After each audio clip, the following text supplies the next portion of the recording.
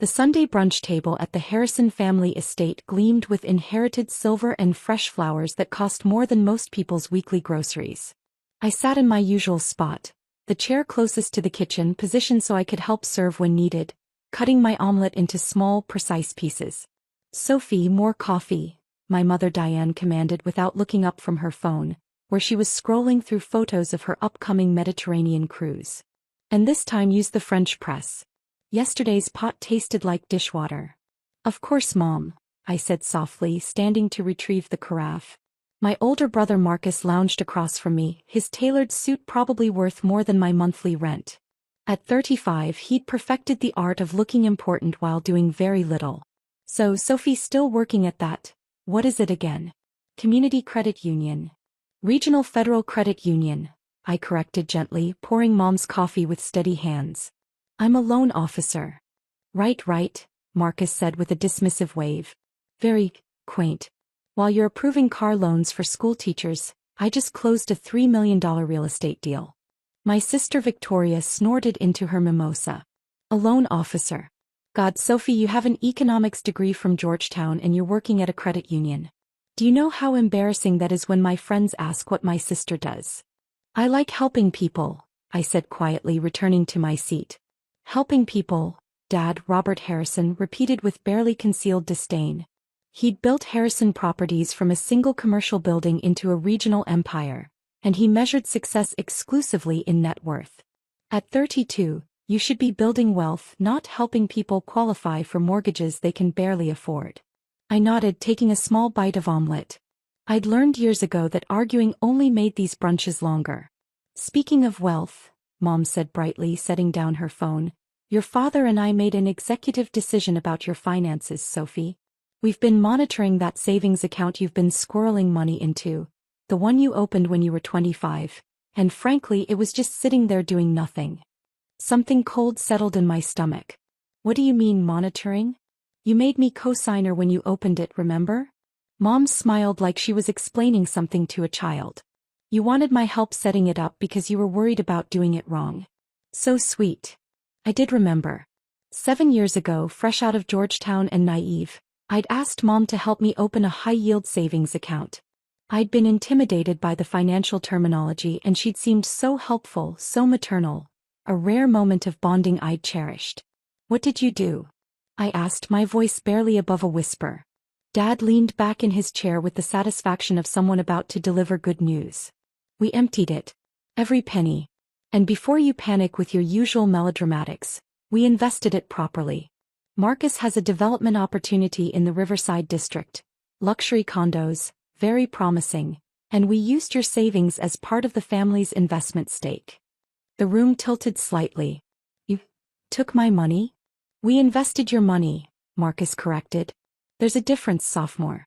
That account had, about $180,000 in it? Just sitting there earning 2% interest? That's financial ignorance. In my development, you'll see 15 to 20% returns annually. If it succeeds," I said quietly. "When it succeeds," Marcus said firmly. "I don't do failures." Victoria refilled her mimosa. "Honestly, Sophie, you should be thanking them. You've never known how to handle money. Remember when you were 24 and you almost bought that investment property in the warehouse district? Thank God Dad talked you out of that disaster." I remembered. The warehouse district property would have cost me $85,000. It was now worth $340,000. Dad had convinced me it was too risky, that I didn't understand real estate. I'd trusted his expertise. "How much was in the account?" I asked, keeping my voice level. "About $184,000, Mom said casually. "You've been very diligent about your savings, darling. We're actually impressed you managed to accumulate that much on your little salary." My little salary. The loan officer position that paid $52,000 a year. Modest by their standards, comfortable by mine. I'd saved carefully for 7 years, living in a small apartment, driving a used Honda, packing lunches instead of eating out. "I need that money," I said softly. "You need it invested properly," Dad corrected. "Which it now is. Marcus's project breaks ground next month. In 2 years you'll have $220,000, maybe more." "You're welcome. But I didn't agree to invest in Marcus's project," I said, trying to keep the tremor out of my voice. You didn't have to, Mom said brightly. I'm co-signer. I have full legal access to the account. We were actually doing you a favor, saving you from your own financial timidity. Marcus stood checking his watch. Look, Soph, I know change is scary for you.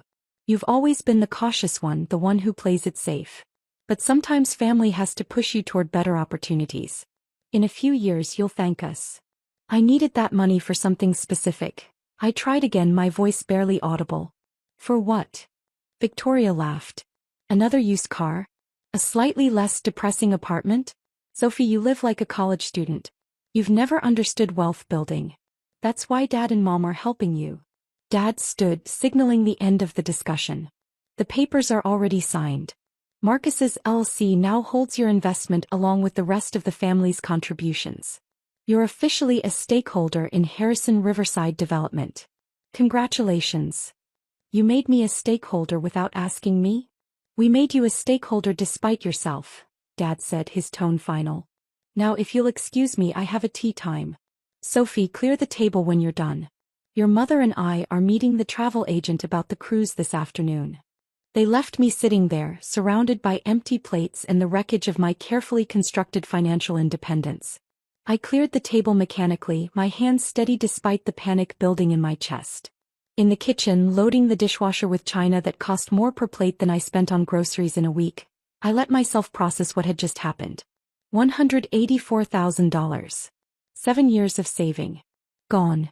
Transferred without my consent into Marcus's development project. A project I knew nothing about, had never evaluated, had never agreed to invest in. I pulled out my phone with shaking hands and checked my banking app. The savings account showed a balance of $47.23. The interest that had accrued after they'd cleaned it out yesterday, too recent to steal. I sat on the kitchen floor back against the custom cabinets, and made a phone call to the number I'd memorized but never thought I'd need to use personally. Treasury Department, Financial Crimes Division, this is Agent Rebecca Walsh. Hi Rebecca. It's Sophie Harrison. There was a pause, then her voice shifted from professional to concerned. Sophie? Are you okay? You sound. I need to report a theft, I said quietly. From my personal account. What happened? Rebecca's tone had gone sharp, alert. My family accessed my savings account without permission and transferred the entire balance, $184,000, to invest in my brother's real estate development project.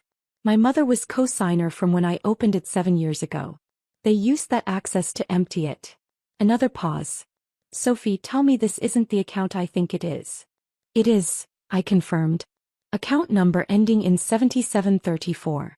The one the Treasury Department deposits my secondary compensation into. The Federal Executive Salary Account, Rebecca said slowly. Jesus, Sophie. Your family just stole federal funds. I know, I said softly. Do they know who you work for? Your actual job? No, I said. They think I'm just a loan officer at a credit union. Sophie, Rebecca's voice had gone very quiet. You're the Deputy Director of the Federal Reserve's Special Operations Division. You're not a loan officer. You're one of the highest-ranking financial executives in the federal government. I know what I am, I said. But my family has always seen me as the failure, the disappointment, the one who doesn't understand money. It was easier to let them think I was exactly what they believed me to be. Why? I thought about that. Because I wanted to see if they'd ever respect me for who I actually am, not what I achieve. And because I needed to know if they'd ever stop trying to control and diminish me.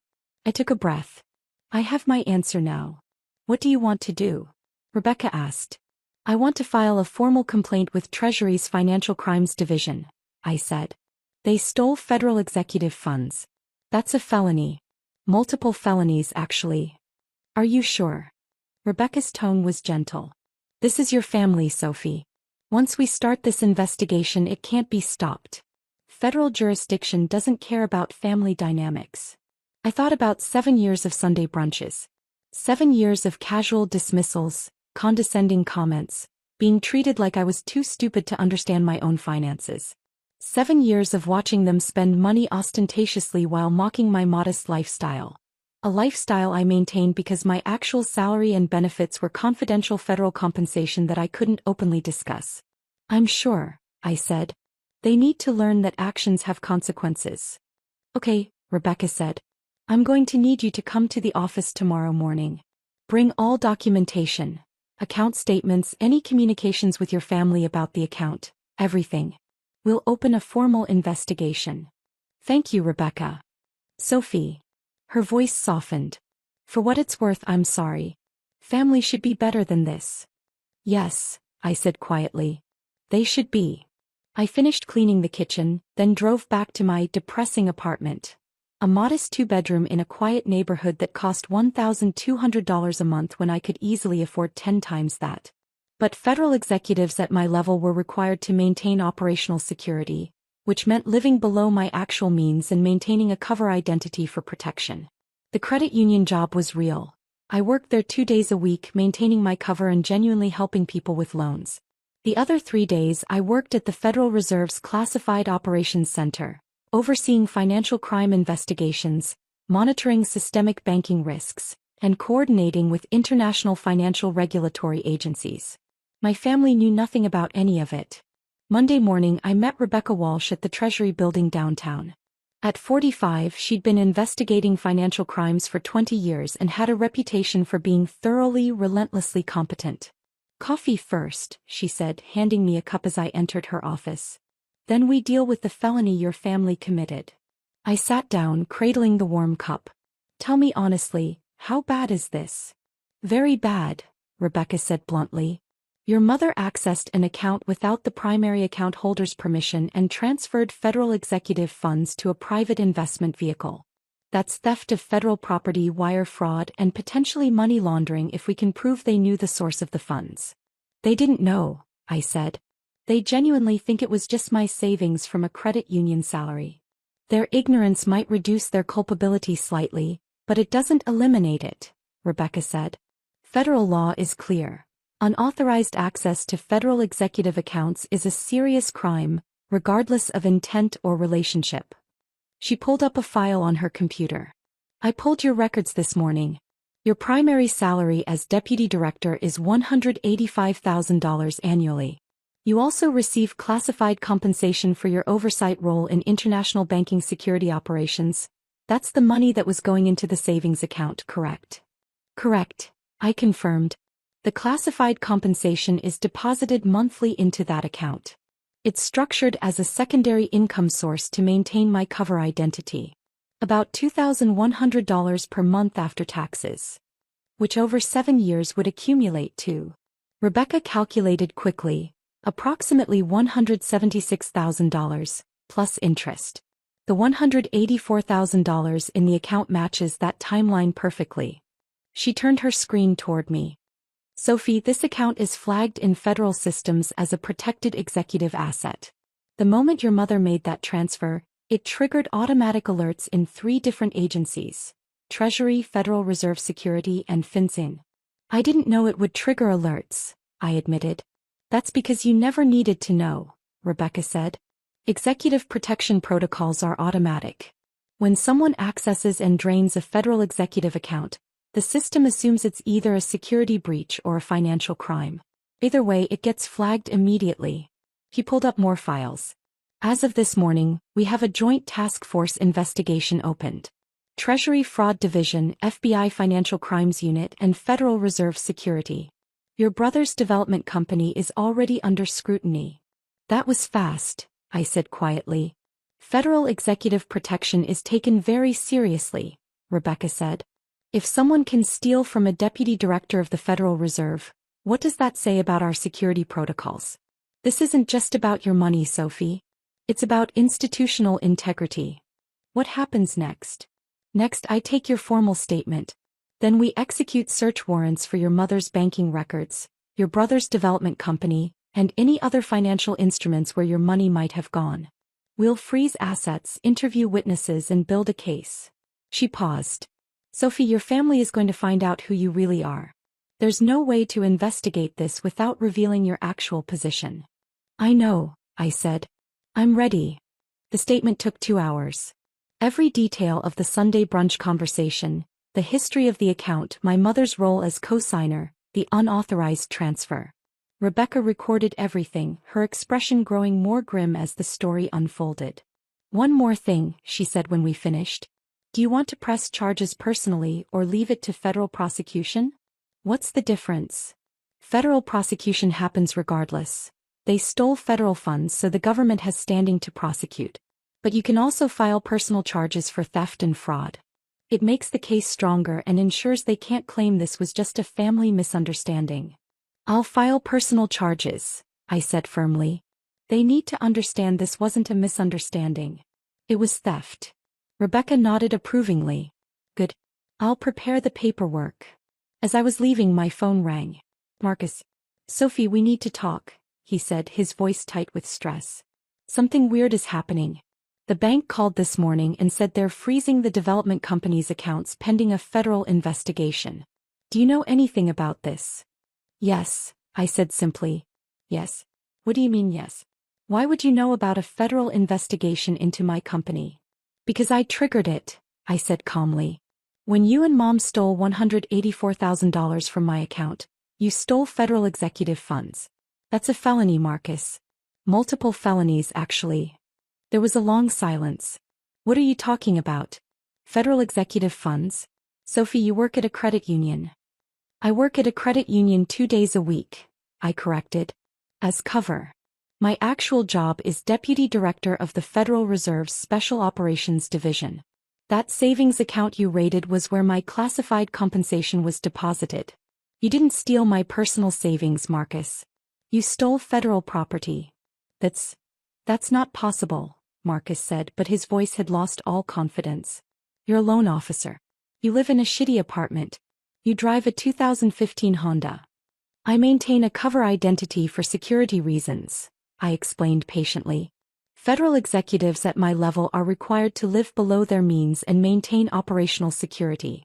The shitty apartment and used car are part of my security protocol. You're lying, Marcus said, but he sounded desperate now.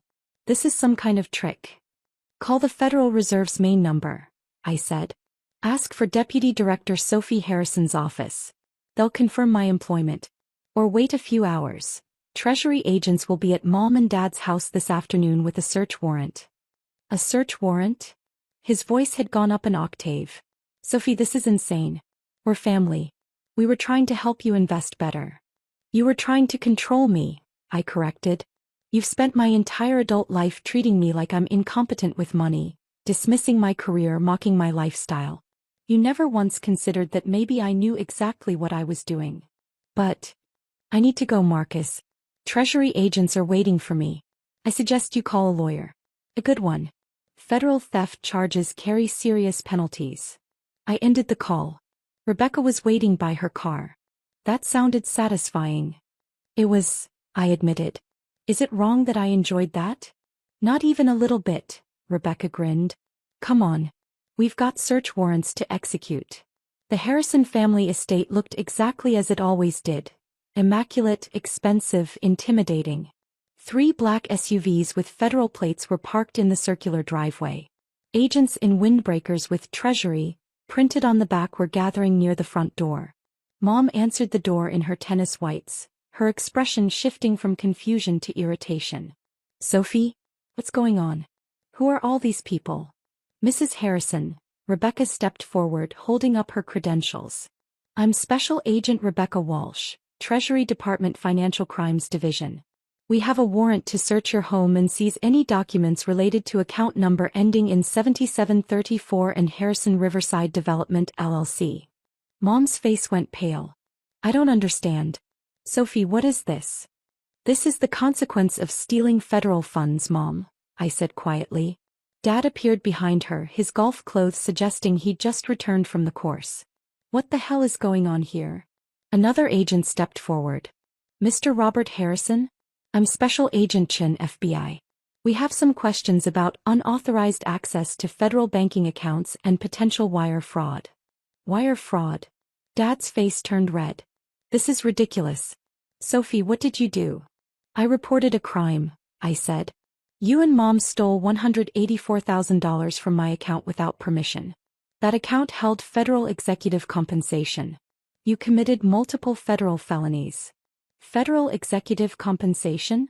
Mom's voice was weak. Sophie, you work at a credit union. No, Mom. I work at the Federal Reserve. I'm the Deputy Director of Special Operations. The credit union job is cover. The account you raided was where my classified compensation was deposited. You stole federal property. Dad's lawyer arrived 20 minutes later. Expensive suit, expensive briefcase, expensive panic. He took one look at the search warrant and the assembled federal agents and his expression went grim. Don't say anything, he told Mom and Dad. Not a word until I've reviewed everything. But the damage was done. Agents were already carting out boxes of financial records, computers, files. Marcus arrived in the middle of it, his face ashen. This can't be happening, he kept saying. This can't be happening. Victoria showed up an hour later, summoned by frantic phone calls from Mom.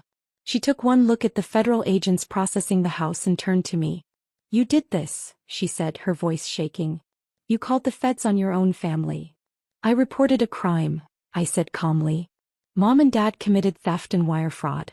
Marcus is being investigated for receiving stolen federal funds. Those are facts, not family drama. Over money? Victoria's voice rose. You're destroying the family over money? Over respect, I corrected. Over being dismissed and controlled and treated like I'm too stupid to manage my own life. Over 32 years of being the disappointment because I didn't measure success in real estate deals and designer clothes. You're insane, Victoria said. You've lost your mind. No, I said quietly. I finally found my voice. Agent Walsh approached with a tablet. Sophie, we need you to verify some information. Is this the transfer record showing $184,000 moving from your account to Harrison Riverside Development LLC on Sunday afternoon? I reviewed the document. Yes, that's correct. And you did not authorize this transfer? I did not. And you were not informed of the transfer until after it occurred? Correct. I was informed at Sunday brunch, approximately 16 hours after the transfer was executed. Walsh nodded. That's clear-cut unauthorized access and wire fraud.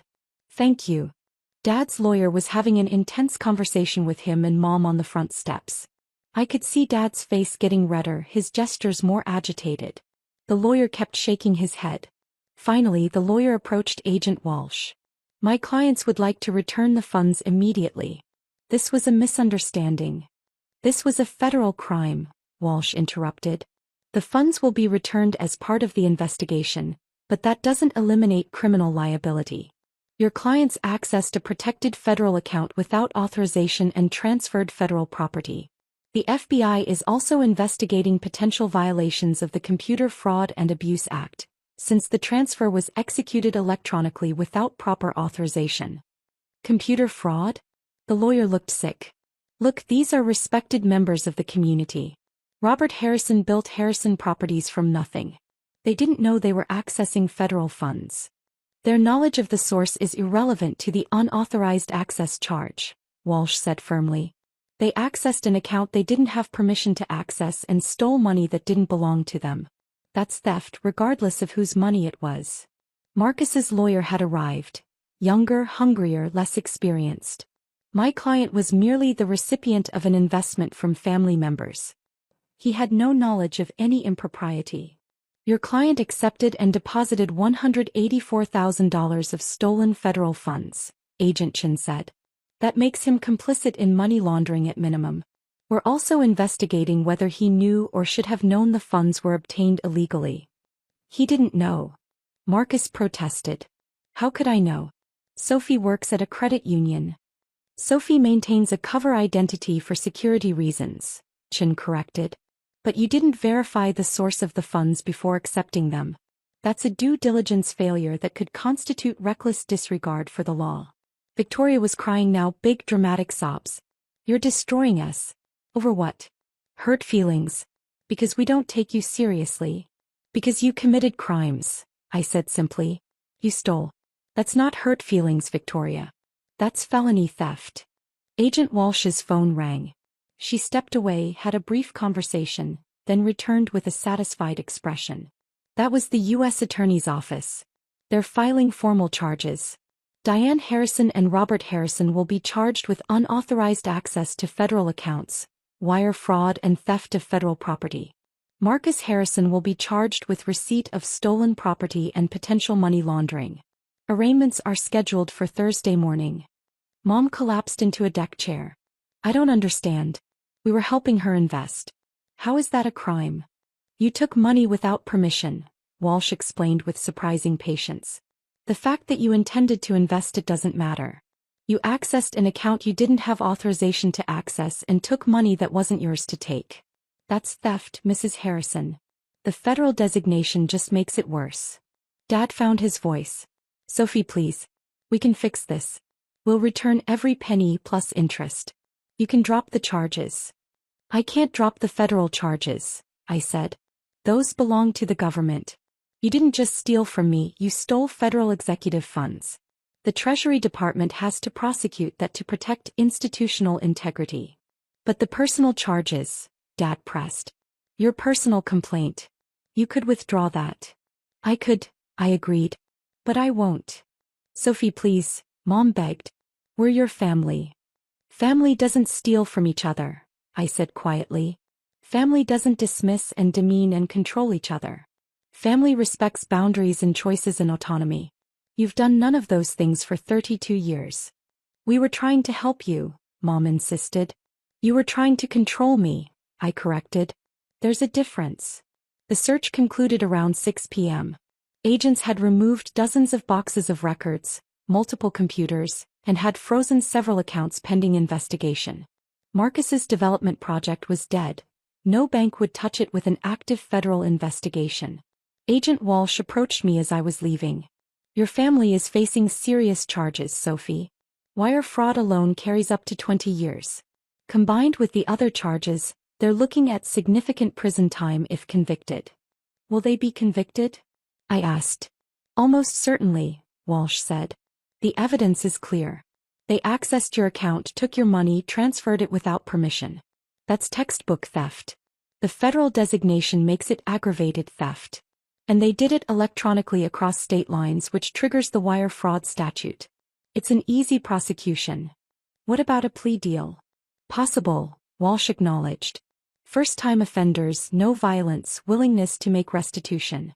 The U.S. attorney might offer reduced charges in exchange for guilty pleas and full repayment. But they'll still have federal felony convictions on their records. Good, I said quietly. No second thoughts? Walsh asked. This is going to change your relationship with them permanently. Our relationship was already broken, I said. They just didn't realize it because I was too polite to tell them. Walsh smiled. For what it's worth, I think you're doing the right thing. Financial abuse is still abuse even when it comes from family. Especially when it comes from family. Thursday morning I attended the arraignment. Mom, Dad, and Marcus stood before a federal magistrate, their expensive lawyers beside them, their faces showing a mixture of fear and disbelief. The charges were read: unauthorized access to protected federal accounts, wire fraud, theft of federal property, receipt of stolen property. The magistrate set bail. $250,000 for Dad, $150,000 for Mom, $200,000 for Marcus. Dad paid everyone's bail with a check that cleared the development fund accounts before they were frozen. Even facing federal charges, he couldn't resist throwing money at the problem. Afterward, in the courthouse hallway, Dad approached me. He looked older, diminished, the confidence stripped away. How long have you been working for the Federal Reserve? He asked quietly. 7 years, I said. Since I graduated from Georgetown. I was recruited directly into the Special Operations Division after completing my master's thesis on systemic banking risks. A master's thesis? Mom looked stricken. You have a master's degree? In financial regulatory policy, I confirmed. From Georgetown's graduate program. I completed it while you thought I was just working at the credit union. You never asked about my education, so I never told you. Why? Dad's voice broke. Why did you hide all of this? Because I wanted you to respect me for who I am, not what I achieve, I said. I wanted you to see me as competent and capable without needing impressive titles to prove it. But you never did. You saw me as the failure, the disappointment, the one who needed rescuing from my own financial incompetence. We were wrong, Mom whispered. Sophie, we were so wrong. Yes, I agreed. You were. Marcus stepped forward, his usual swagger completely gone. The U.S. attorney offered a plea deal. Guilty plea to reduced charges, full restitution, probation instead of prison time. Our lawyers are recommending we take it. That's probably wise, I said. Do you want us to take it? He asked. Or do you want us to go to trial? To suffer more? I want you to take responsibility, I said. Whether that's through a plea or a trial is up to you. But you need to acknowledge that what you did was wrong. Not a misunderstanding, not a well-intentioned mistake. Fraud. Crimes. Dad's lawyer approached. Ms. Harrison, if your family accepts the plea agreement and makes full restitution, would you consider asking the U.S. attorney to be lenient in sentencing recommendations? That depends, I said. On what? On whether they actually understand what they did wrong, I said. If they think this is just about money, then no. But if they understand they violated my autonomy, my trust, my boundaries, if they understand they treated me like property to manage instead of a person to respect, then maybe.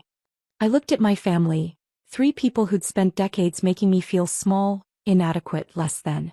I'm not interested in revenge, I said quietly. I'm interested in change. Real change. If you can demonstrate that you understand why what you did was wrong beyond just, it was illegal, then I'll advocate for leniency. But I need to see genuine understanding, not just fear of consequences. Mom was crying quietly now. I'm so sorry, Sophie. Thought I was helping. I thought you didn't know how to manage money and I wanted to protect you. From what? I asked. From my own competence. From making my own choices?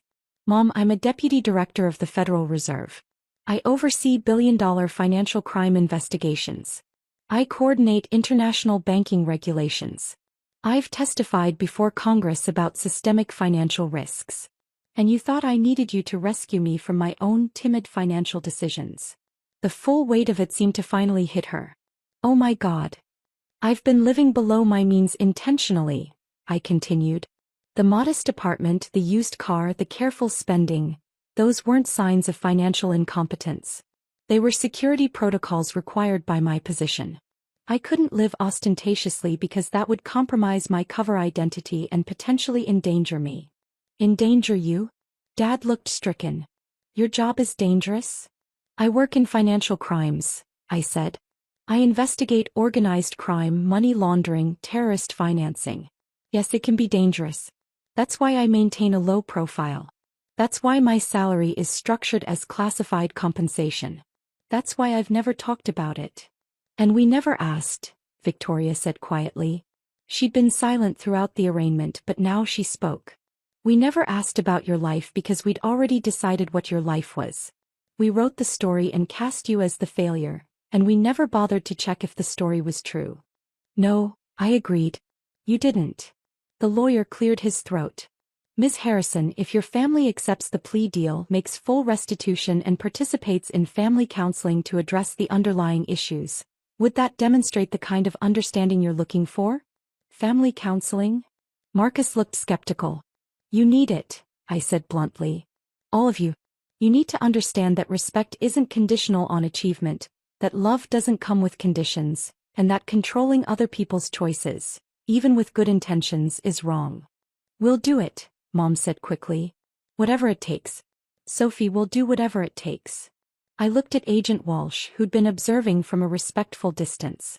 She nodded slightly, confirmation that the offer was genuine. Hey, I said. Accept the plea. Make full restitution. Complete the counseling. And if I see real change, real understanding, then I'll ask the U.S. attorney to consider that in sentencing. Thank you, Dad said, his voice rough with emotion. Sophie, thank you. Don't thank me yet, I said. Thank me when you've actually done the work. The plea agreement was finalized 2 weeks later. Mom, Dad, and Marcus all pleaded guilty to reduced charges. Misdemeanor unauthorized access for Mom and Dad, receiving stolen property for Marcus. The felony charges were dropped in exchange for guilty pleas, full restitution of $184,000 plus interest, 2 years of probation, 200 hours of community service each, and mandatory participation in family counseling. The $184,000 was returned to my account within 3 days. Marcus's development project collapsed. Investors pulled out the moment federal charges were filed. He lost his entire investment, his reputation, and his confidence. The first family counseling session was painful. Dr. Sarah Chin, the therapist assigned to our case, didn't let anyone hide behind excuses. "Let's be clear about what happened here," she said during our second session. "Diane and Robert, you accessed your daughter's account without permission and stole $184,000. That's not a misunderstanding. That's theft. Can you say that?" Mom struggled. "We thought we were helping." "Say the words," Dr. Chin insisted. "I stole from my daughter." It took Mom 10 minutes to say it, tears streaming down her face. "I stole from my daughter." "Why?" Dr. Chin pressed. "Because I didn't think she could manage money on her own."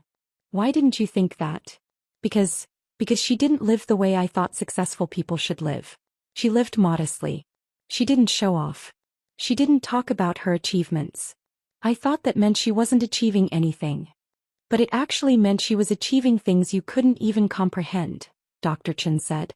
"She's a federal executive managing billion-dollar investigations, and you thought she needed you to teach her about money. Why?" Mom broke down completely. "Because I needed to feel important. I needed to feel like she needed me. If she was competent and independent, then what was my role?" It was the most honest thing Mom had said to me in years. Dad's breakthrough came 3 sessions later. "I measured Sophie by my standards," he admitted. "Real estate development, visible wealth, public success. She didn't have any of those things, so I assumed she was failing. It never occurred to me that she was succeeding on a completely different level, one I didn't even understand existed." Marcus took the longest. 6 sessions in, he finally admitted, "I treated Sophie like she was stupid because it made me feel smart. I built my entire identity on being the successful one, the achiever, the one Dad was proud of. If Sophie was actually more successful than me, which she clearly is, then what did that make me?" "It made you human," Dr. Chin said gently. "It made you someone who built their self-worth on comparison and external validation instead of genuine accomplishment. That's not uncommon, Marcus. But it's something you need to work on." 4 months into the counseling process, Mom invited me to lunch. Just the 2 of us at a quiet restaurant far from their usual haunts. "I've been thinking," she said carefully, "about why I never saw you clearly. Why I needed you to be less than you are." "And?" I prompted. "And I think it's because I'm not particularly accomplished myself," she admitted. "I married your father and became Mrs. Harrison. That was my achievement. When you didn't follow the script, wealthy husband, social status, visible success, I didn't know how to categorize you. So I decided you were failing instead of recognizing that you were succeeding in ways I never had." "That must have been hard to realize," I said quietly. "It was devastating," she admitted. "But necessary. Sophie, I'm proud of you. Not just for your job or your success, but for your integrity. For maintaining your values even when we mocked them. For living authentically even when it made you look less impressive to us." "Thank you," I said. "That means more than you know." "Will you ever forgive us?" she asked. "I don't know," I said honestly. "But I'm willing to see if we can build something new. Not the old relationship where I was the disappointing daughter you tried to fix. Something new where we're equals." "I'd like that," Mom said softly. 6 months after the arraignment, I received a call from Agent Walsh. "Thought you'd want to know. The U.S. Attorney is closing your case. Your family completed all requirements of the plea agreement. The counseling reports are positive and full restitution was made. They're recommending that the convictions be eligible for expungement in 3 years if your family maintains clean records." "That's good news," I said. "It is," Walsh agreed. "Sophie, I've worked financial crimes for 2 decades. Most family theft cases end in permanent estrangement. The fact that your family is actually doing the work to change, that's rare. You should be proud." "I'm cautiously optimistic," I said. "That's wise," Walsh laughed. "But for what it's worth, I think they're going to make it. They're actually learning." That Sunday I went to family brunch for the first time in 6 months. The atmosphere was different. Quieter, more careful, but also more genuine. "Sophie," Dad said as I sat down, Before we eat, I want to say something. Everyone turned to look at him. I'm proud of you, he said. Not for your title or your salary or your success. Although those things are impressive. I'm proud of you for having the courage to hold us accountable. For demanding respect instead of accepting dismissal. For being stronger than we ever gave you credit for. Thank you, Dad, I said softly. Tell us about your work, Victoria said. If you can. We realized we've never actually asked what you do. I smiled. I can tell you some of it. I spent the next hour talking about financial crime investigations, systemic banking risks, international regulatory coordination. They listened, actually listened, asking intelligent questions, showing genuine interest. That sounds terrifying, Marcus said. And incredibly important. It is, I agreed. It's also deeply satisfying. I'm protecting people's financial security on a massive scale. That matters to me. More than impressing us ever did, Mom said quietly. Yes, I agreed. Much more. As I drove home that evening, I reflected on the past 6 months. The investigation, the arraignment, the plea deal, the counseling, the slow rebuilding of broken relationships. My phone buzzed with a text from Agent Walsh. Heard brunch went well. Proud of you, Sophie. You handled this exactly right. I smiled, typing back. Thank you for everything. I couldn't have done it without your support. Another text, this one from Dad. Thank you for giving us a chance to be better. We don't deserve it, but we're grateful for it. I pulled into my parking space at my depressing apartment. The one that was actually part of my security protocol. The one that represented my commitment to living authentically rather than ostentatiously. Inside, I changed out of my brunch clothes into comfortable jeans and a sweatshirt. I made tea, regular grocery store tea, not the expensive imported stuff my family drank, and settled onto my second-hand couch with a book about international banking regulations. My phone buzzed one more time. A text from Mom. I love you. Not for what you've achieved, just for who you are. I read it twice, then set the phone down. It had taken a federal investigation, criminal charges, and 6 months of intensive counseling. But maybe, my family was finally starting to see me. Not as the failure they needed to fix. Not as the disappointment who didn't understand money. But as Sophie Harrison, Deputy Director of the Federal Reserve, competent financial executive, and person worthy of respect. It was about